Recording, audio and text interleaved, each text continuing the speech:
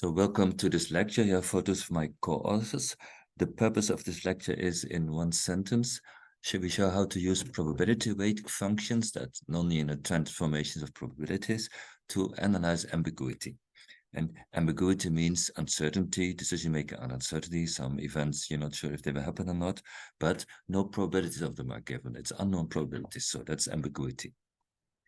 Outline of my presentation. First, I'll explain some existing theories, then our contribution, discussion, the usual thing. Let's not read it all. Let's just go ahead and discuss existing theories. Well, the most common framework to analyze uncertainty has been the Savage framework. I don't define it now. I'll define it later. We'll be using it. But this is, in a way, the most basic, simple framework. You have everything you need, nothing more. So in many respects, it's the most desirable framework to analyze uncertainty with. But still, it's almost never used in the modern literature on ambiguity because it's thought it's too difficult. Here's a citation of three prominent people working on ambiguity. And I'll let you read this text.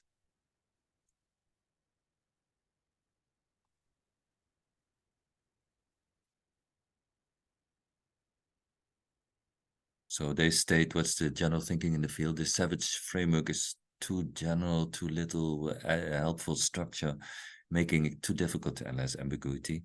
So people usually almost never use Savage's framework, but instead people, almost all papers in the literature today, especially theoretical on ambiguity, they use what is called the Anscombe-Ullmann framework. Now, I'm not going to define it formally. I'll just say a bit in word what it does. It does not, whereas in the Savage framework, you just assign outcomes to states of nature. In that model, you don't assign outcomes, but you assign probability distribution over outcomes to states of nature. You get a sort of a two-stage model. First, it's determined what state of nature is true, and then is the lottery that you get. You get a lottery over money that is played out. So 2 stages of uncertainty to be resolved. Further, this framework assumes that for the known probabilities, the lotteries that you get in the second stage, you do expected utility maximization. So now expected utility means linearity and probabilities, and that makes life much easier. Then you can use linear mathematics, and then things get easy. So that's why this framework is so popular. The mathematics become easier. You have linear rather than nonlinear. In the Savage framework of this paper, we'll have to deal with nonlinear inequalities. Anyway, there is a price to pay for the Anscombe-Ullmann framework. Well, the first price, of course, you have to assume expected utility for risk, and surely for empirical purposes, that is quite much violated. So you would like to have more general theories. So that's already one drawback. But another, I think a bigger drawback is you're having these multi-stage acts to evaluate. And this framework is using a sort of a backward evaluation type way to evaluate those 2-stage acts. Now, as uncontroversial and self-evident as backward induction or any multi-stage optimization is under the traditional expected utility framework, the Bayesian approach, so controversial and problematic are they under non-expected utility. Under non-expected, there are several ways to evaluate multi-stage acts. They are no more equivalent. It's quite unclear which one to use. Empirically, subject are just using all these things. What is rational or not is highly problematic. So therefore, and this Anscombe-Ullmann framework is assuming a sort of backward induction type evaluation, but that is implying a sort of separability. In consumer theory, they will call it weak separability, a sort of weak separability of the ambiguous events in the first stage, which does not fit very well, which gives maybe some wrong concept, I think. So the price to pay for Anscombe-Ullmann framework is non-trivial. So therefore, and if we want to, also this paper, we want to introduce basic concept of ambiguity to understand how the basic concept of ambiguity work and should be defined. It's quite nice if you can do that without involving the complication of multi-stage. I should say for any application, in any application you have to face multi-stages. So it's really good and important that people study it. So I'm not saying you shouldn't, so of course you do. But if you want to get to understand the basic principles, if you can postpone the difficulties of multi-stage, that's very desirable. So therefore, we will introduce basic concept of ambiguity for the Savage framework, avoiding all those multi-stage complications. And then people have always thought that in the subject framework, this is very difficult, but we show that it's not so very difficult. Well, it's a bit more difficult than Ellsberg, but still it's doable and tractable. So not only do we do it for Sabbath, but we do it in a tractable manner. So that's the claim of our work and our contribution. And that's what we're going to do. Now, I list here all kinds of models of ambiguity. We will not read them all. In 2017, I stopped updating. There came a few after. But almost all they assume Anscombe-Almond framework, and further, they are mostly normatively motivated and not very specific. And normatively motivated, so most of these models don't fit very well with empirical findings. For instance, the smooth model of ambiguity is very popular, but it cannot even accommodate the fourfold pattern of ambiguity, as it is sometimes called. I will not explain it now, but it empirically is quite problematic to use. So many of these authors did not look very much at data, but were mostly proposing their models as rational models. So now for descriptive, this is a bit problematic.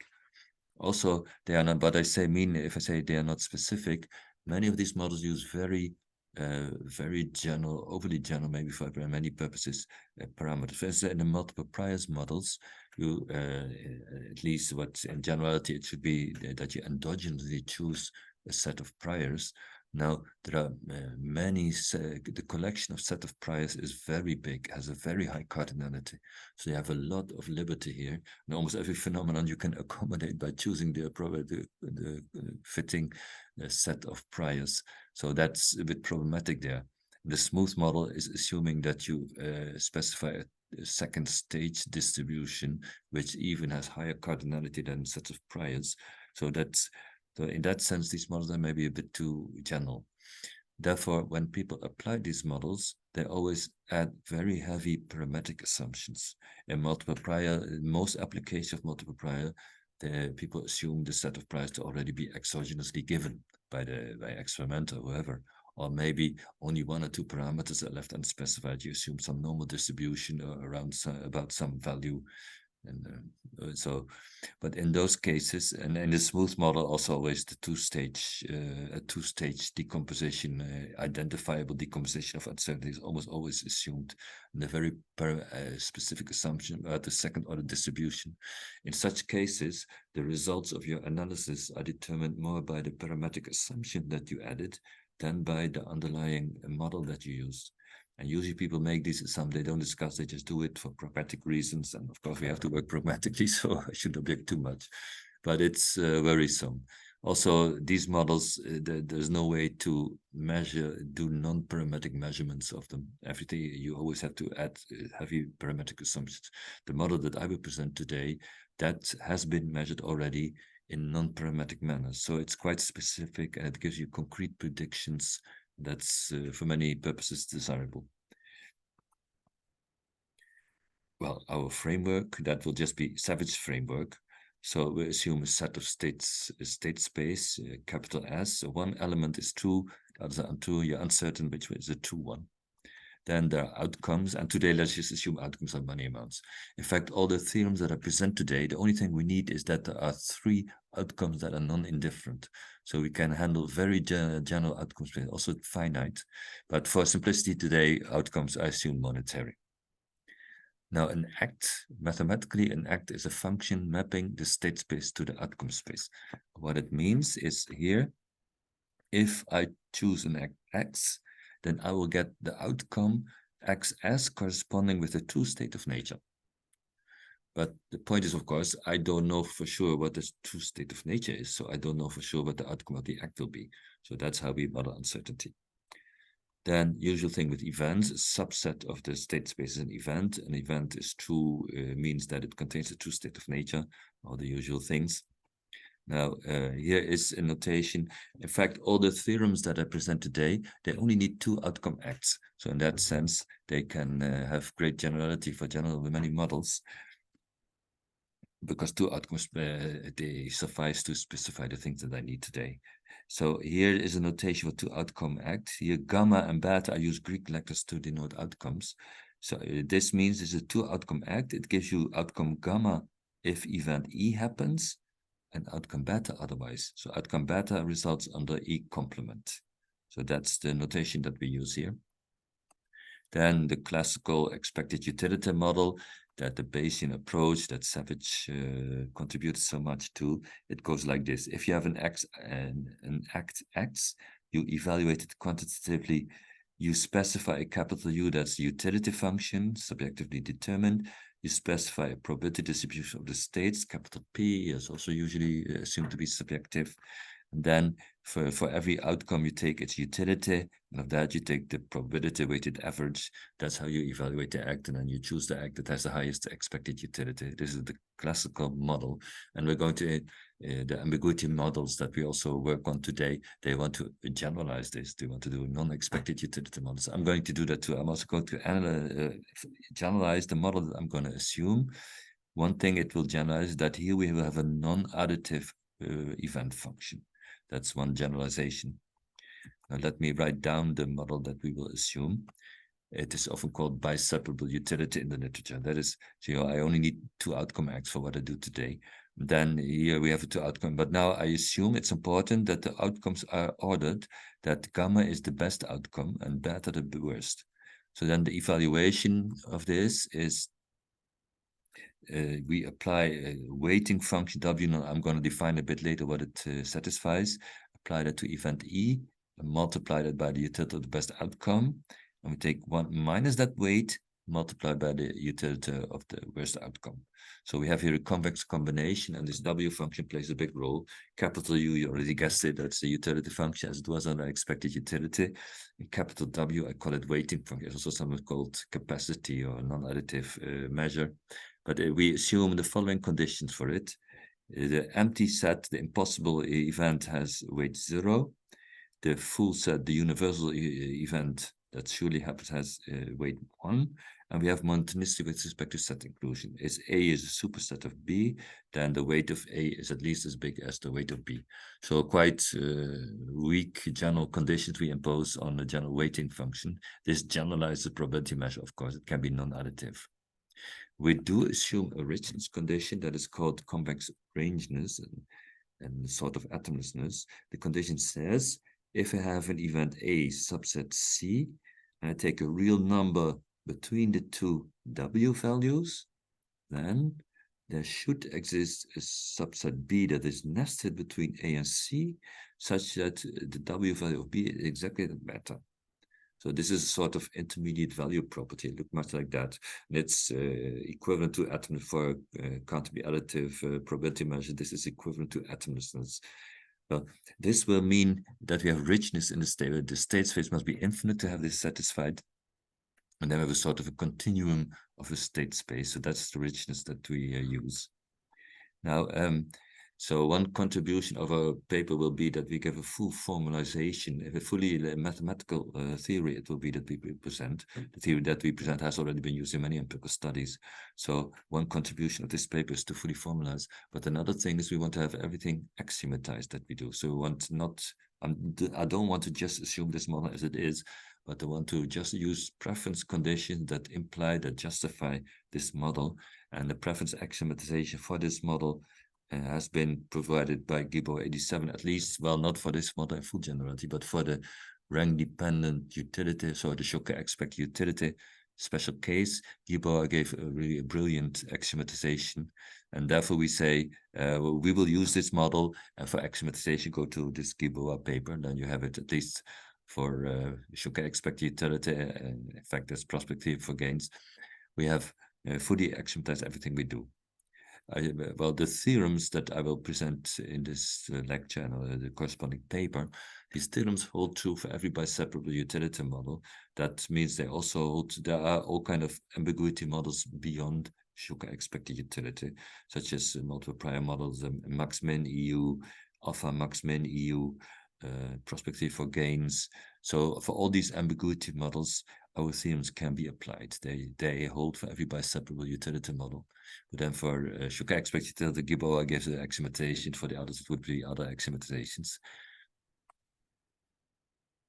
Now, one concept that we use, sources, uniform sources. Formally, mathematically speaking, a source is a subalgebra of the event space. So an algebra that contains a few of the events. And its logical status is quite like commodities in consumer theory. In consumer theory, you usually assume what the commodities are has already been determined in the modeling stage. Maybe wine is one commodity, or maybe red wine and white wine are two commodities. That has been determined at the stage of modeling. So we also assume all these sources are sort of primitive in our model. Mathematically, the only thing we say, they are algebras of events. Some examples of how it works in practice and applications. For instance, in the well-known two-color Ellsberg paradox, we assume there's one urn with a known composition of balls and one urn with an unknown composition of balls. You randomly draw balls and you do all kind of things. Then it could be that you say people behave differently for the known urn than for the unknown urn. So let us take all the uncertain events about the known urn as one source of uncertainty, and the events concerning the unknown, what happens with the unknown urn, is another source of uncertainty. Because the idea of sources is that people behave differently for different sources. We're going to do between source within subject comparisons in much of this lecture. It can also happen, maybe somebody from finance comes to you and says, we have here the home bias in finance. Could you use your ambiguity theory to help us explain this? And then in the home bias, people treat domestic stocks differently than foreign stocks. So then it's natural that you say, okay, let's take the domestic stocks as one source of uncertainty, foreign stocks as another source of uncertainty, and see a comparison between them. It can also be that somebody is working in climate change and is saying, the uncertainties about climate change, people treat quite differently than financial uncertainties. So let us take the events about climate change as one source of uncertainty, financial risk is another source of uncertainty, and then see what happens. So in applications, usually the case is people come to you, there are some special kinds of events of special interest, and they automatically show you these are the sources that we should define. But then, mathematically, formally speaking, any algebra of events can be a source. And for every algebra of event, you can apply the theories that we present later. For some algebras, they will not give interesting results. And for others, they will give interesting results. But that comes from in the applications, relevant in applications.